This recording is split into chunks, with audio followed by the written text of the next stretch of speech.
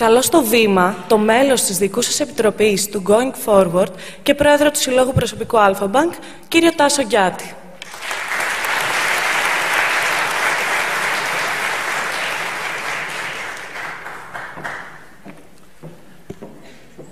Δεν βλέπω βέβαια τίποτα.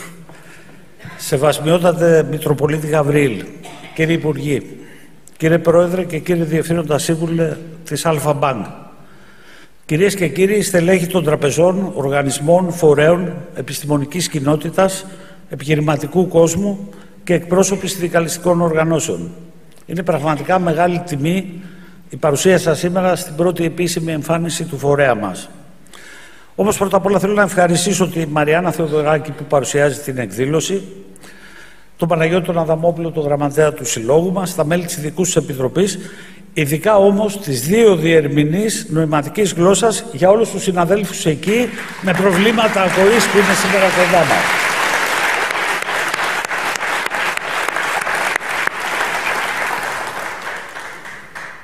Going forward. Όλα ξεκίνησαν, σεβασμιότατε, κύριε Υπουργέ, θα αναφερθώ μετά σας, δεν σας ξέχασα.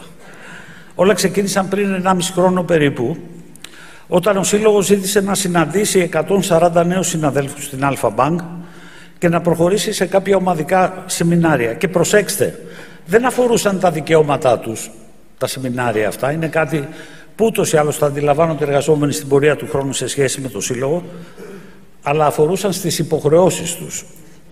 Και εδώ θέλω να ευχαριστήσω τον Διευθυντή Εκπαίδευσης της Ένωσης Ελληνικών Τραπεζών, τον κύριο Παναγιωτίδη, που ήταν ο κεντρικός παρουσιαστής όλων των θεμάτων που αναπτύξαμε. Και αυτό το κάναμε γιατί πιστεύουμε ότι η διασφάλιση των δικαιωμάτων του εργαζόμενου περνά μέσα από τη σωστή, επαγγελματική, με ορθή εφαρμογή κανόνων και διαδικασιών και σεβασμό πάνω απ' όλο στον πελάτη μας. Μέσα όμως από αυτές τις συζητήσεις, κυρίες και κύριοι, μαζί με τα νέα παιδιά, αντιλήφθηκα ότι οι νέοι εργαζόμενοι είναι σε ένα διαφορετικό mood, τελείως διαφορετικό mood από ό,τι είμαστε εμείς οι παλιοί. Είναι άλλα τα θέλω τους, άλλη η μόρφωσή τους, άλλη η φιλοσοφία για τη ζωή. Και εδώ ήταν το μεγάλο ερωτηματικό. Πώς μια συνδικαλιστική οργάνωση θα παντρέψει και θα πορευτεί ως ενιαία έκφραση με δύο γενιές με διαφορετικές αντιλήψεις?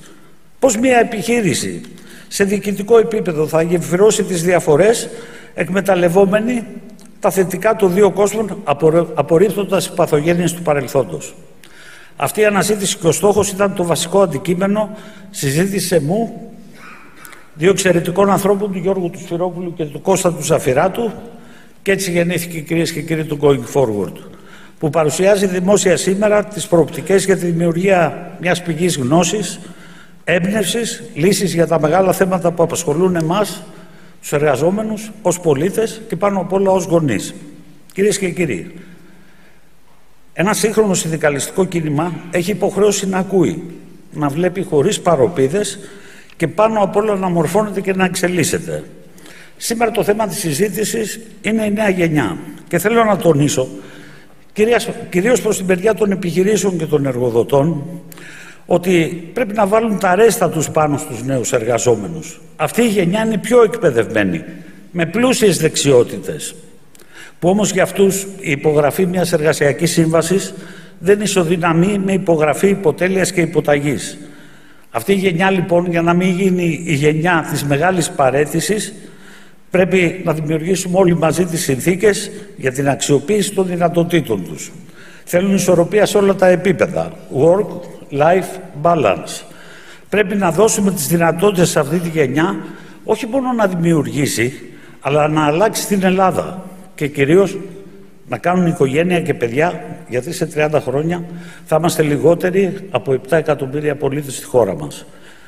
Αυτό το λέω γιατί κάποτε για κάποιους εργοδότες η εγκυμοσύνη μιας νέας εργαζόμενης ήταν ρετσινιά. Σήμερα όμως η τεκνοποίηση είναι εθνικό καθήκον για όλους μας.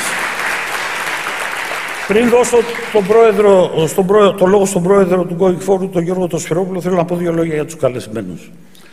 Τη σημερινή συζήτηση θα τη συντονίσει ο διακεκριμένος δημοσιογράφος, ο κύριος Μάκης Προβατάς. Τώρα,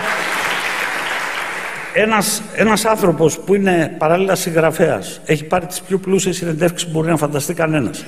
Ξεκίνησε σπουδάζοντας προϊατρική στη Μασαγουσέτη. Πήρε το πτυχίο του στην οδοντιατρική και τελικά ακολούθησε αυτό που αγαπάει. Είναι μια μεγάλη υπόθεση και τον ευχαριστώ που μας θύμισε σήμερα. Και έρχομαι σε έναν άνθρωπο που ξεκίνησε από τα κάτω Πατήσια, τον Υπουργό, τον Κυριάκο Πιερακάκη, τον Υπουργό Εθνικής Οικονομίας.